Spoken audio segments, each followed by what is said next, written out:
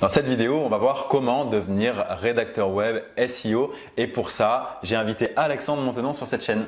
Oui, bonjour à tous, je m'appelle Alexandre Montenon, je suis formateur en rédaction web à l'ISCOM et surtout je suis rédacteur SEO depuis 2011, donc une bonne décennie maintenant, je suis dans ce domaine d'activité et aujourd'hui on va vous expliquer comment devenir rédacteur web et surtout à la fin de cette vidéo on va vous expliquer aussi comment vivre de cette activité. Et en combien de temps? Et du coup, est-ce qu'on peut commencer par la question déjà, c'est quoi être rédacteur web? Oui, bien sûr. Alors en fait, le métier de rédacteur web, c'est pas juste aligner des beaux mots pour faire des belles phrases, être bon en orthographe ou en grammaire. C'est souvent en fait la chose que l'on peut croire lorsqu'on veut se lancer en tant que rédacteur web. Non, en fait, ça part d'un constat un peu plus, un peu plus précis et qualifié. Imaginons que vous avez un client qui vend des appareils de massage sur internet. Ce client en fait va vouloir ressortir sur un mot-clé spécifique. Si son activité elle tourne autour des appareils de massage de pied par exemple, il voudra ressortir sur le mot-clé appareil de massage pied. Voilà. Donc le but c'est d'apparaître en premier idéalement quand quelqu'un va taper ce mot-clé dans les moteurs de recherche, enfin dans Google. C'est là que va intervenir le rédacteur web. Pourquoi ? Parce que toute cette première étape de ressortir sur un mot-clé, c'est ce que l'on appelle le référencement naturel. Le référencement naturel, il passe par 3 étapes. On a la popularité du site web, ça qui passe par les backlinks, c'est autre chose. On a les contenus du site web et on a la technicité du site web. C'est là où en fait le rédacteur va avoir son importance, c'est pour intervenir sur les contenus. Alors quel type de contenu? Les contenus ça peut être assez varié, on peut avoir des fiches produits, on peut avoir des articles de blog, on peut avoir des pages institutionnelles, pages d'accueil, pages services, on peut avoir des livres blancs, des choses comme ça. Voilà, donc les contenus vont toujours être parfaitement optimisés au niveau sémantique pour répondre justement aux critères des robots de moteur de recherche, Google, pour faire justement ressortir ces textes dans les moteurs, voilà, en première position. Ensuite, dans un autre contexte, on va aussi avoir une partie un peu plus copywriting. Le copywriting, c'est quoi? C'est tout simplement rédiger pour convertir, c'est-à-dire on n'est plus dans une attente de référencement naturel avec des contenus, on n'est plus là pour rédiger des contenus, on est là aussi pour donner au lecteur de faire une action sur le site, soit acheter, soit de télécharger un livre blanc, soit de cliquer sur un bouton pour arriver sur une fiche produit, pour acheter un produit, etc. Voilà, ça c'est le métier de rédacteur web, c'est vraiment créer du contenu qui soit autant là pour créer de la visibilité sur Google que pour convertir le client, voilà, lui donner envie de faire quelque chose sur le site. Ok, donc c'est vraiment les deux types de demandes auxquelles le rédacteur web va devoir répondre. Quand un client va lui commander des contenus, ce sera soit pour avoir un meilleur référencement, donc de la visibilité, soit pour vendre davantage, et donc c'est le copywriting. Exactement. Ok. Et j'avais une question à te poser, du coup, c'est quoi les avantages pour devenir rédacteur web? Et je me demande, enfin, je sais à peu près la réponse que tu vas faire à mon avis, et ça rejoint vraiment le pourquoi moi aussi je suis à mon compte. Est-ce que tu peux nous en parler un peu plus? Oui, forcément, parce qu'en fait, justement, je vais pas tergiverser là-dessus. Du coup, je vais utiliser 3 mots qui sont pour moi en fait les avantages à être rédacteur web. Être freelance de manière générale, c'est la passion, c'est la liberté et c'est le choix.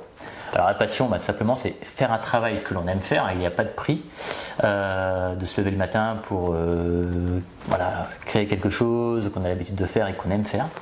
La liberté, forcément, j'ai pu partir plusieurs mois en Asie, travailler en digital nomade de là-bas, parce que voilà, je peux travailler d'où je veux, quand je veux, et ça c'est pareil, c'est une liberté qui… Voilà. Trop bien. Et ensuite, du coup, le choix parce que vous allez pouvoir choisir vos clients, vous allez pouvoir choisir le type de mission sur lequel vous allez travailler, peut-être pas forcément dans un premier temps, mais à terme, quand vous aurez une activité viable, vous pourrez effectivement faire le choix de ce type de client, avoir un client idéal et vouloir travailler exclusivement pour ce type de client. Donc voilà, 3 mots qui aujourd'hui font vraiment, c'est mon laïus un peu de rédacteur freelance aujourd'hui, je cherche à ne pas déroger à ces 3 mots pour… Le jour où je sortirai un peu de ces 3 mots, c'est que forcément l'activité ne correspondra plus.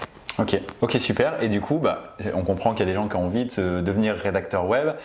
Qu'est-ce que tu conseillerais à quelqu'un qui a envie de se lancer dans la rédaction web? En fait, il y aurait 3, je pense, conseils qui pour moi sont importants quand on veut se lancer. C'est le premier conseil, c'est se former.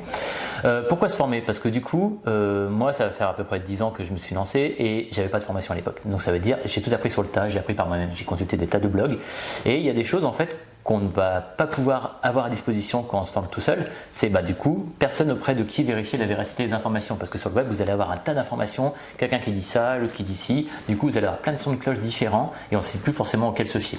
Vous allez voir vous allez avoir personne sur qui vous reposer. Par exemple, vous allez avoir des doutes en tant qu'entrepreneur, en tant que freelance. Vous allez avoir des questions à poser. Vous allez aussi vouloir pratiquer. Donc aussi, c'est bien aussi de pouvoir justement soumettre ses compétences à quelqu'un, à une sorte de mentor, un professionnel qui va pouvoir juger de vos compétences, vous aider à vous améliorer. Ça, moi, je ne l'avais pas non plus. Donc c'est vrai qu'aujourd'hui, moi, si j'avais une formation en 2010 quand je me suis lancé, je pense que j'aurais saisi l'opportunité de me former via un professionnel de la rédaction. Mon deuxième conseil, c'est de ne pas se prendre la tête sur le statut que vous allez choisir. Aujourd'hui, vous avez un statut qui est génial, c'est le statut de micro-entrepreneur. Donc le statut de micro-entrepreneur, c'est idéal pour se lancer et voir un peu justement comment ça prend. Après, on aura tout le temps en fait de changer de statut plus tard quand l'activité sera plus viable. C'est très simple et on ne se prend pas la tête au moins et on simple. avance dans le plus important qui est la rédaction, quoi. Exactement. Oui, donc tu avais un troisième conseil aussi? Oui, tout à fait. Alors le troisième conseil, c'est tout simplement pas se reposer uniquement sur une formation en rédacteur web. Ce qu'il va falloir aussi apprendre, c'est tout ce qui va avec la formation de rédacteur web, surtout si vous voulez vous lancer en tant que freelance, c'est d'apprendre comment trouver des clients. Parce que ça, en fait, souvent, on vous apprend juste le métier et vous n'avez pas forcément les prérequis ensuite pour vous lancer et vivre de votre activité en allant démarcher des clients. Alors je vous rassure, en fait, du coup, l'avantage, c'est qu'il n'y a plus besoin d'aller frapper aux portes comme on faisait il y a 10-15 ans. Le web marketing est là pour ça. Donc, tout l'intérêt d'une formation web marketing, c'est que ça va vous apprendre les bons gestes pour générer du trafic qualifié soit sur votre site web, soit sur les réseaux sociaux et donc pouvoir trouver des clients. Ce que tu nous dis du coup, en fait, si j'essaye de résumer, c'est que le métier de rédacteur web, c'est pas juste apprendre déjà l'orthographe ou la grammaire qui sont un peu des prérequis, c'est déjà apprendre les compétences de rédaction web liées au référencement, liées au copywriting, aux besoins du client et aussi apprendre à se vendre pour arriver à trouver des clients et c'est là qu'on a un panel complet de je peux devenir un vrai rédacteur web. Exactement, en fait la formation rédacteur web déjà ça va vous enlever ce qu'on appelle le syndrome de l'imposteur, vous serez parfaitement compétent de vendre ce que vous savez faire et vous n'aurez plus de doute sur ça. Et la deuxième, effectivement, c'est que maintenant que vous n'avez plus de doute sur vos compétences, il faut aussi maintenant convaincre les gens d'acheter vos services. Donc c'est là en fait où vraiment les deux formations sont complémentaires. Donc si vous voulez suivre une formation en rédaction web, ne restez pas juste sur les techniques de rédaction web, essayez de prendre une formation un peu plus large qui va justement vous permettre vraiment de vivre de votre activité grâce à toutes ces techniques d'acquisition de clients. Et est-ce qu'on ne leur parlerait pas d'une super formation de rédaction web qui est sortie? Parce que si je vous présente Alex, c'est parce que du coup on travaille ensemble depuis une dizaine d'années maintenant, ça doit faire 8-9 ans, et que justement il a sorti une formation en rédaction web et j'ai participé, j'ai suivi toute la création, donc je vous la conseille vivement, sinon il ne serait pas là aujourd'hui. Est-ce que tu peux nous dire un petit peu plus sur ta formation? Oui, merci de l'amener effectivement Mathieu. Donc oui, tout à fait, ce que je dis depuis le début en fait n'est pas anodin puisque j'ai créé une formation en rédaction web où on va apprendre toutes les techniques de rédaction web et de copywriting aussi par rapport aux différents types de supports que vous serez amené à rédiger en tant que rédacteur web et aussi justement toutes les techniques d'acquisition pour trouver des clients, organiser sa vie de freelance, savoir relancer des factures, créer un devis, etc. Donc tout ce qui va être aussi dans du quotidien de freelance, quoi. Et justement, l'intérêt de pouvoir suivre une formation et notamment avec toi, c'est qu'ils vont profiter de toute ton expérience, quoi. C'est un truc de fou. Oui, tout à fait. Et surtout une expérience en fait que j'ai construite au fil de l'eau, parce que du coup, je suis parti d'un constat très simple, des questions de base. Comment ne plus avoir le syndrome de l'imposteur? Comment est-ce que je vais pouvoir trouver des clients? Comment est-ce que je vais pouvoir passer des nuits sereines sans me demander comment je vais finir mon mois? Voilà. Donc toutes ces questions, en fait, je les ai creusées et j'ai essayé de créer vraiment un package qui va répondre justement et surtout apporter une solution. Ouais, ce que j'aime beaucoup moi dans cette démarche et on a la même et c'est pour ça qu'on travaille ensemble depuis si longtemps et qu'on fait des beaux projets ensemble, c'est que du coup tu es passé par beaucoup de galères pour apprendre par toi-même. C'est une phase d'apprentissage qui se passe par le temps, les erreurs, les apprentissages, etc. Et moi aussi, j'ai exactement la même progression. Et on les a tous, mais à notre époque, les formations, ça n'existait pas trop. Aujourd'hui, ça fait quand même gagner un temps extraordinaire, quoi. En quelques semaines de formation, on est dans la peau, on est à côté de toi qui a 10 ans d'expérience, toi la rédaction web, moi le SEO, et du coup on apprend beaucoup plus vite que si on doit aller chercher à faire les erreurs tout seul, quoi. Donc c'est vraiment un gain de temps incroyable. Et donc par rapport justement à cette durée, j'imagine que les gens qui nous écoutent n'ont pas envie d'attendre 10 ans avant de devenir rédacteur web. Donc concrètement, quand on suit ta formation, on est rédacteur web au bout de combien de temps? Alors on peut être rédacteur web au bout de 5 semaines en fonction de l'investissement, mais généralement c'est un peu ce que représente la durée suivie par mes élèves. Donc on est plutôt sur 4 à 5 semaines. Ça permet d'aborder largement pas mal de thèmes comme les techniques de rédaction, la rédaction SEO, le référencement naturel, la stratégie de contenu, c'est-à-dire savoir promouvoir des contenus, etc. Voilà. Donc ensuite, en plus de ça, on va rajouter les techniques d'acquisition client, donc les web marketing pour pouvoir justement, comme on expliquait tout à l'heure, trouver des clients, savoir trouver des clients par soi-même. À tout ça va se rajouter aussi des modules pour apprendre à gérer son quotidien de freelance, puisqu'il y a quelque chose aussi, lorsqu'on se lance en tant que freelance, c'est la motivation, savoir s'organiser. Ça, c'est des choses en fait qu'on ne nous apprend pas forcément ni à l'école et ni quand on est autodidacte. Ouais. Donc voilà. Et du coup, à l'intérieur de la formation, comment ça se passe? Comment les gens ils suivent la formation et comment tu les accompagnes peut-être toi à l'intérieur? Alors forcément, il y a une partie théorique, on est obligé de passer par là pour faire une bonne formation, mais il y a surtout beaucoup de pratique. À la fin de chaque partie un peu théorique, on a énormément de pratique, on a un exercice à chaque fois qui sera donc à rédiger, la plupart du temps en fonction du module dans lequel vous êtes, rédiger une fiche produit par exemple, rédiger un article de blog. Cet article ensuite sera corrigé en vidéo, ça vous permettra d'avoir les plus et les moins de votre travail et de savoir un peu justement comment vous pouvez vous placer par rapport à vos compétences en rédaction pour ce type de format. Et du coup, avec ton expérience de déjà, tu as formé plusieurs personnes à devenir rédacteur web, c'est quoi les questions qui se posent le plus? Alors la première question qui revient souvent, c'est la question de tarif. C'est une question qui taraude pas mal de rédacteurs web en devenir ou qui commencent à s'installer en tant que rédacteur web. C'est vraiment combien je dois facturer ma prestation. Pour ça, j'ai créé un module spécialement dédié à la tarification en fonction du positionnement commercial que vous souhaitez avoir, votre niveau, débutant, confirmé, intermédiaire. Donc voilà. Donc ça, c'est la première question à laquelle j'ai voulu répondre et je l'ai fait via cette formation. C'est super important parce que c'est effectivement une question qu'on se pose un peu tout du long de sa carrière de freelance d'ailleurs. Et d'en parler directement dans ta formation, je pense que c'est vraiment une grosse plus-value. Et il y a une deuxième question que tu voulais partager, tu m'en as parlé tout à l'heure et je trouve ça super pertinent parce qu'on le voit vraiment chez tous les freelances et du coup c'est valable aussi pour les rédacteurs web, c'est est-ce qu'on peut vraiment vivre de cette activité? C'est sur internet, il y a des gens qui se posent la question de est-ce que ça peut être un vrai métier quoi? Alors oui, et ça peut être un vrai métier, on peut vraiment en vivre et c'est là où je vais faire un plaisir un peu à pas mal de gens, c'est qu'il n'y a pas forcément maintenant d'aller prospecter à la mano, aller frapper aux portes des agences pour trouver des clients. Il suffit en fait, comme j'expliquais tout à l'heure, c'est d'être bien formé aux techniques de web marketing de façon à faire venir les clients naturellement vers son site web ou ses réseaux sociaux, ce qu'on appelle une bonne marketing. Toi tu me disais tu as à peu près 2 demandes par jour quoi, quasiment de prospects quoi. Tout à fait, alors moi j'ai lancé mon site web il y a maintenant 10 ans, donc j'ai mis en place des techniques d'acquisition que je continue à élaborer de jour en jour encore aujourd'hui. Et effectivement j'ai à peu près 1 à 2 demandes de devis par jour concernant la prestation en rédaction web.